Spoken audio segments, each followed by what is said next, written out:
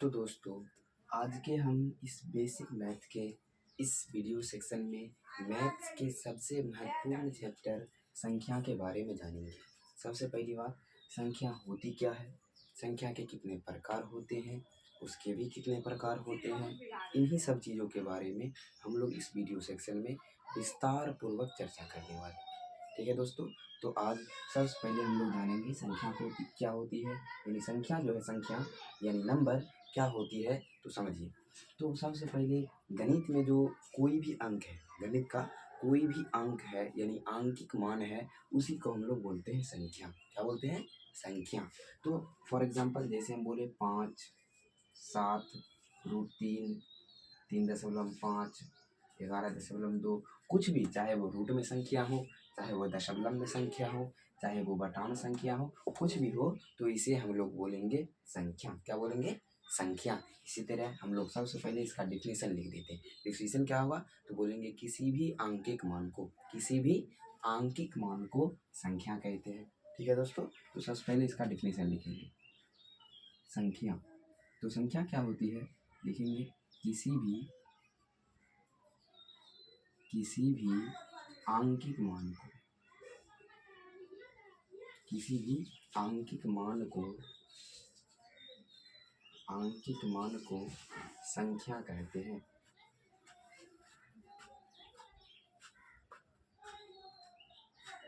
ठीक है दोस्तों, संख्या का जो आपका परिभाषा हो जाएगा, डिफिनेशन हो जाएगा, होगा किसी भी आंकिक मान को, किसी भी आंकिक मतलब हो गया कोई भी अंक, गणित का कोई भी अंक, तो किसी भी आंकिक मान को ही हम लोग बोलते हैं संख्या। क्या बोलते हैं? संख्या, यानी कि नंबर। ठीक है, तो अब हम लोग, ये हो गया आपका संख्या के बारे में।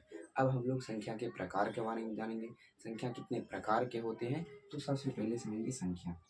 ये जो हमारी संख्या है, इसके मुख्य रूप से आपके दो प्रकार होते हैं। कितने प्रकार होते हैं? दो प्रकार। कौन कौन? तो सबसे पहले आपका होता है वास्तविक संख्या। पहला क्या हो जाएगा? वास्तविक संख्या। पहला हो जाएगा आपका वास्तविक संख्या।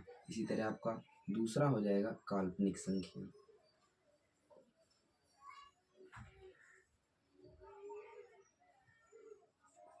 ठीक है दोस्तों, संख्या कितने प्रकार के होते हैं? तो संख्या दो प्रकार के होते हैं। कौन कौन सा?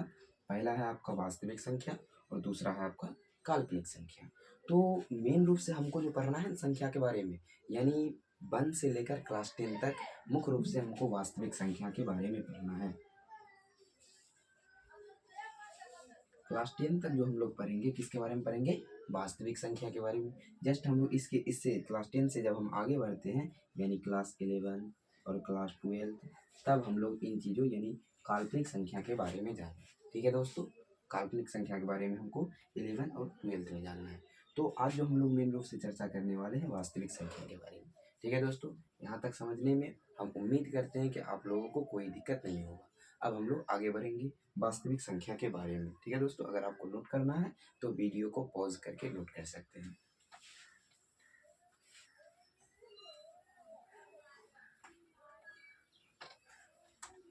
ठीक है दोस्तों, अब हम लोग चलते हैं वास्तविक संख्या।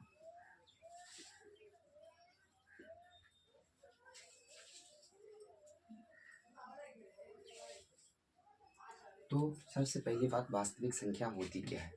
वास्तविक संख्या होती क्या है? तो वास्तविक संख्या में हमें दो चीज़ याद रखना है। दो चीज़ क्या?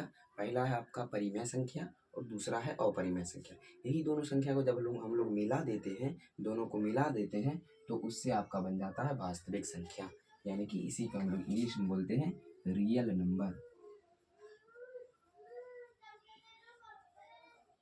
ठीक है दोस्तों, वास्तविक संख्या यानी कि रियल नंबर। इसकी परिभाषा हम लोग लिखेंगे, परिमेय संख्या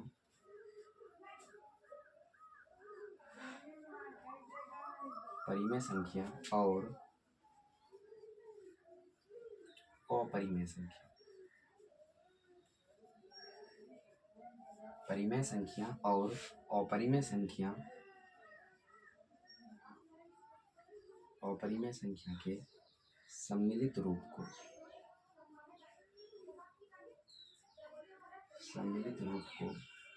वास्तविक संख्या कहते हैं।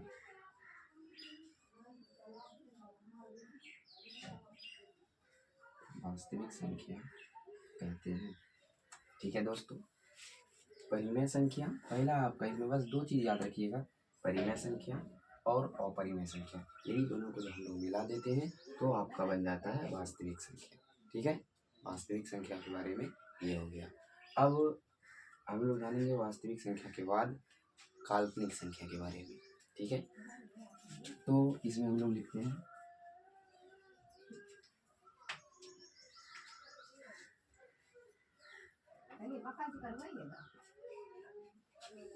तो काल्पनिक संख्या किसे कहेंगे, तो इसमें लिखते हैं कि किसी भी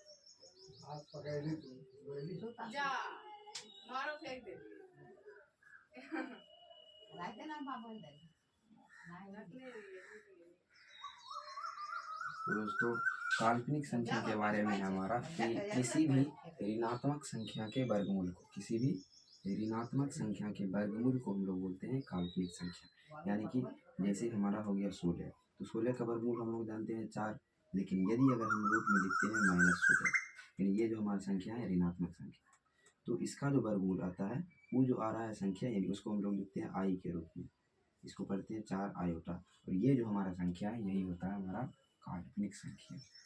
ठीक है, तो आज के लिए इतना ही।